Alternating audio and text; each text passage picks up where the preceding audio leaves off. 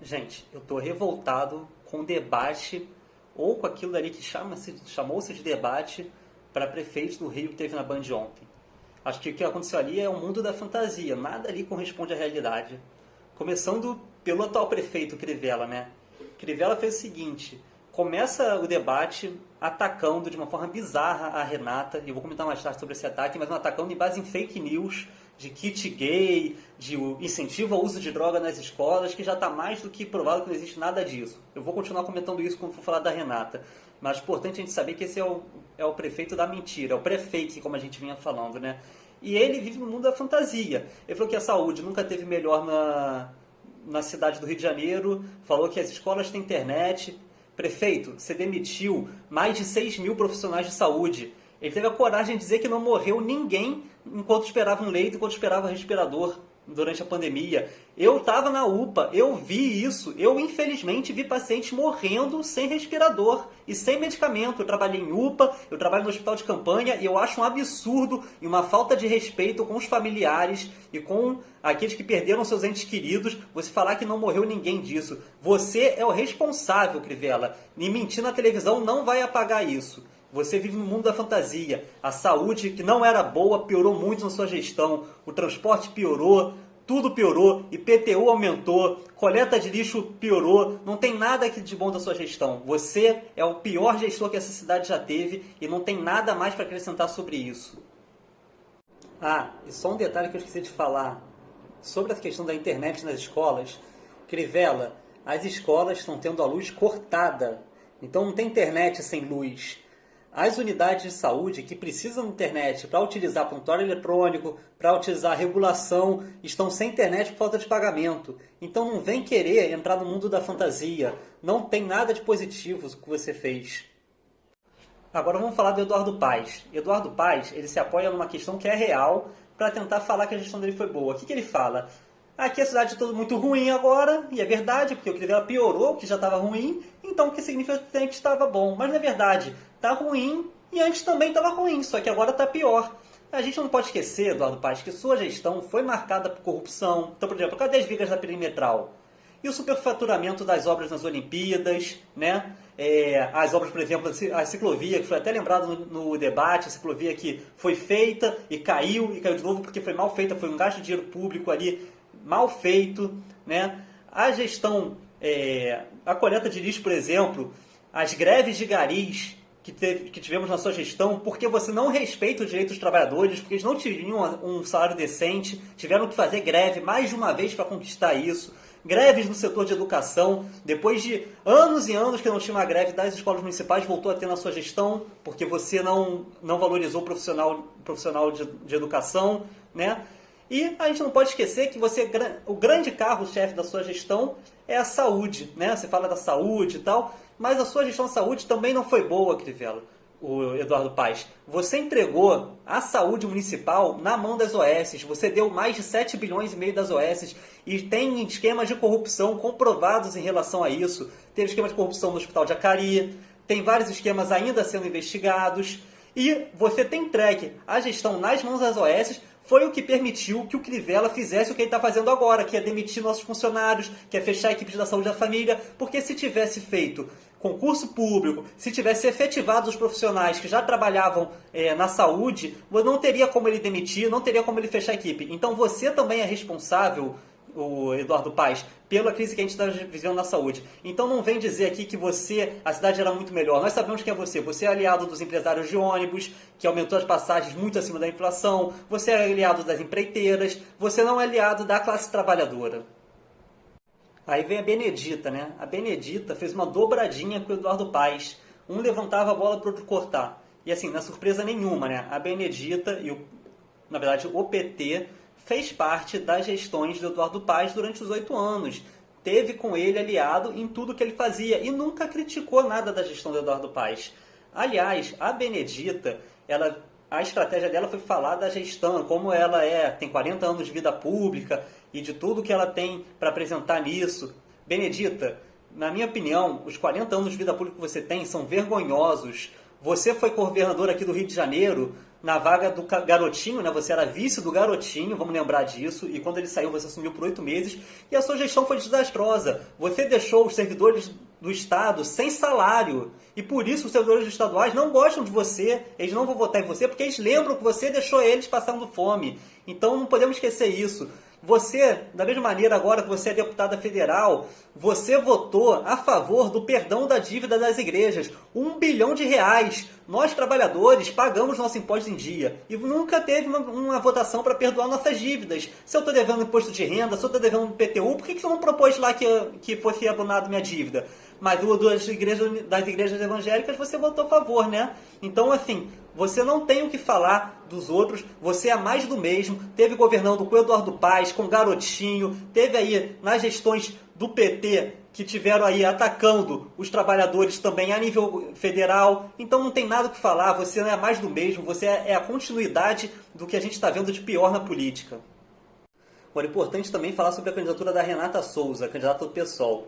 Eu acho, inclusive, que a Renata teve um bom início ali. Ela começou falando para onde realmente tem que ser as campanhas, que é para as favelas, para a população negra, pobre, periférica dessa cidade, que é quem mais sofre com os desmandos que tem nessa cidade. Só que não adianta só falar que vai ser para lá. A gente precisa ter um programa de ruptura com o que está aí. E não um programa que seja de humanização do capitalismo. Não é possível que a gente tenha um capitalismo mais humano. E o pessoal precisa entender isso. A Renata, por exemplo, falou sobre reduzir o valor da passagem, sobre incluir possibilidade de BRT de graça. A gente tem que falar de coisas com todas as letras, Renata. Não tem como o Rio de Janeiro se manter refém dos empresários de ônibus. Os empresários de ônibus são uma praga, são um câncer, são bandidos, é um grupo de marginais. E a gente tem que tirar as empresas das mãos dele. Temos que municipalizar sem nenhuma indenização, porque eles já ganharam muito dinheiro nas nossas costas e nas costas do Estado durante muitos anos. Na verdade, nós temos que cobrar a indenização deles, estatizar os ônibus e cobrar todo o dinheiro que eles roubaram da gente. E não dizer que a gente vai reduzir a passagem. Não dá para conciliar com os empresários, né? Então a gente precisa ter esse programa de ruptura. Um programa que vai falar que vai romper com a dívida pública, um programa que vai falar que a gente vai cobrar PTU e IPTU progressivo, e um programa dos trabalhadores que rompa com os empresários de fato, né? E isso daí, infelizmente, não é o que a Renata apresentou. E acho importante uma outra coisa aqui. A Renata sofreu um ataque muito grave do Crivella, que tem que ser repudiado. Crivella passou de todos os limites ao dizer que vai distribuir kit gay, que vai incentivar o uso de drogas na escola. Agora, a Renata não podia ter fugido desse debate. Não podia ter mudado de assunto, falar outra coisa. Tem que debater e tem que debater isso. Tem que falar que a gente precisa sim falar de drogas na escola. Não de incentivo de drogas. Nós temos que prevenir o uso de drogas nas escolas sem demonização. Falar dos efeitos, principalmente nessa faixa etária. E falar que a gente tem que uma política de fato de redução de danos, uma política que comece falando sobre as primeiras drogas que entram na vida de um adolescente, que é o cigarro e o álcool, e também de todas as outras drogas que vêm em seguida. Então a gente não pode fugir do debate. E sobre kit gay? Tem que falar de educação sexual, não podia ter fugido desse debate. Nossas escolas precisam de educação sexual, não para ensinar a criança a transar, não é isso. Nossas crianças e nossos adolescentes, que crianças não transam, nossos adolescentes estão transando, estão contraindo DST, está tendo gravidez na adolescência. Então nós temos que falar desde cedo. E nós temos que também prevenir abuso sexual nas crianças. Temos que para contar para as crianças que não pode ser que todo mundo toque no corpo delas. É para isso que serve a educação sexual. Infelizmente a Renata fugiu desse debate. Não é possível que a gente fuja desse debate. Tem que falar a verdade. E falar a verdade, independente se isso vai ganhar voto ou se vai perder voto. Os outros candidatos, na minha opinião, todos são mais do mesmo. Muito pouca diferença. Vou fazer pequenos comentários sobre eles. Bandeira de Melo, ex-presidente do Flamengo, falou que a gente lembra dele do Flamengo. Bandeira de Melo, sabe que a gente lembra de você? Que nós tivemos jovens mortos no Ninho do Urubu sob a responsabilidade do Flamengo. Não era mais a sua presidência, mas foi na sua presidência que recebeu e-mails dizendo que estava tudo errado, que tinha risco de pegar fogo e não fez nada. A sua gestão é uma gestão que matou jovens negros no Flamengo e podia ter evitado. Então é disso que a gente lembra da sua gestão do Flamengo. Clarissa Garotinho, você deu uma boa porrada naquele tal de Fred Luz que fez uma colocação de fato bem machista. Agora, a gente precisa discutir algumas coisas, porque você reivindicou que você tem uma história própria. Agora, para você ter uma história própria, você tem que se diferenciar do que sua história é diferente da história do garotinho e da Rosinha. Porque a gente sabe que você foi lançado na política por eles. E hoje o garotinho já foi preso e está sendo ainda investigado. A Rosinha também está denunciada. E o que você fala sobre isso? Eles são corruptos ou não são corruptos?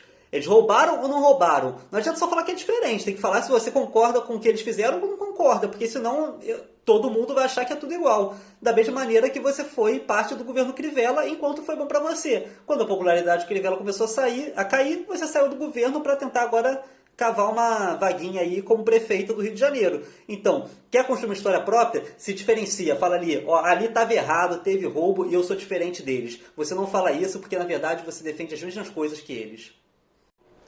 Marta Rocha, a única coisa que você lembrou é que você foi chefe da Polícia Civil do Rio de Janeiro. E o que a gente tem para lembrar da chefia da Polícia Civil sua? Como é que está o Rio de Janeiro hoje? Continua violento, a gente continua batendo recorde de assalto, recorde de assassinato. Não tem nada para lembrar de bom da sua chefia da Polícia Civil. Então por que você coloca isso no debate?